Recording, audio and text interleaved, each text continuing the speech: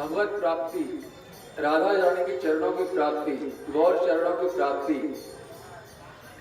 ये हमारे प्रयास से नहीं होती है, ये हमारी साधना से नहीं होती है। जो भक्ति देवी हैं वो ये नहीं देखती कि आपने क्या किया, वो ये देखती हैं कि आपने जो किया उससे आपके गुरु प्रसन्न हुए कि नहीं।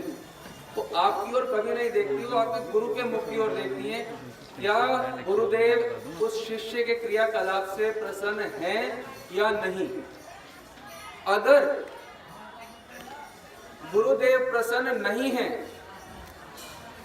तो हम खोपड़ी के बल चढ़ के साधना कर लें, मतलब सिर नीचा रख के साधना कर लें, तो भी कभी भी त्रिकाल में भगवत प्राप्ति नहीं होगी।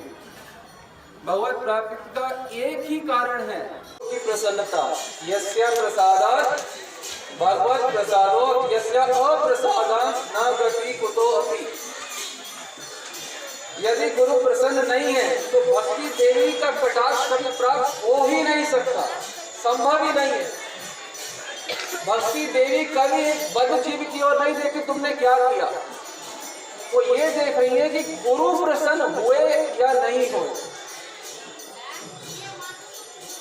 हम तुलसी देवी की प्रार्थना करते हैं कि यही निवेदन धरो सकिर अनुगत करो सेवाधिकार दिए करो निज दासी। तो हम तो तुलसी देवी से प्रार्थना कर रहे हैं कि सेवा का अधिकार दो, पर हमें ये समझ नहीं आ रहा जब दीक्षा हो गई तो गुरुदेव ने सेवा का अधिकार दे दिया। आपने जो प्रार्थना करी कि दो हमें सेवाधिकार, गुरुदेव ने दीक्षा के साथ साथ सेवाधिकार दे दिया। जो कि ब्रह्मा शिव को नवविध की रज प्राप्ति होगी, उस योग की पावन स्थान महाप्रभु जन्म स्थली में गुरुदेव ने अपना नित्यानुगत्य, गोविंद का नित्यानुगत्य, गौरांग का नित्यानुगत्य दे दिया। हम जो रोज जा रहे हैं हमें पता ही नहीं है कि हो चुका है।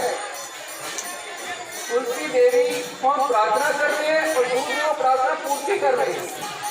जो गुरु का स्थान है, जो गुरु की कृपा है, उसको काट के उसका उल्लंघन करके कभी भी भगवत प्रसन्नता नहीं मिल सकती। और ये स्कंद पुराण में एक श्लोक है, सर्वतीर्थ अवगमनस्य समम प्राप्नोति फलम नरः गुरु पदाम्बो स्मृत्वा जलम शिरसि धारयेत्। इसका मतलब है कि सारे तीर्थों का यदि कोई अवगाहन कर लेता है, पहली बात तो कर नहीं सकते सब तीर्थों का अवगाहन।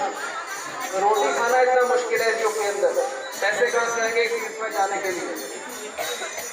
यदि सब तीर्थों का अवगाहन कर भी लो तो सब तीर्थों का जाने का जो फल है वो तो गुरु की चरण धूलि के 10,000वें हिस्से के बराबर भी नहीं। और दूसरी बात, यदि हम स्नान करते हैं सुबह अपने गुरुदेव के चरण कमलों का स्मृत्वा, चरण कमलों का स्मरण करते हैं और स्नान करते हैं, तो सारे तीर्थों में अवगाहन करने का फल गुरु के चरण कमलों का स्मरण करके स्नान करने से मिल जाता है।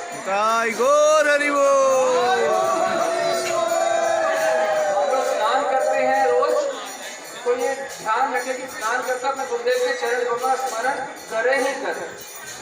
तो बिना जाए, सब तीर्थों में बिना जाए वो फल प्राप्त हो जाएगा।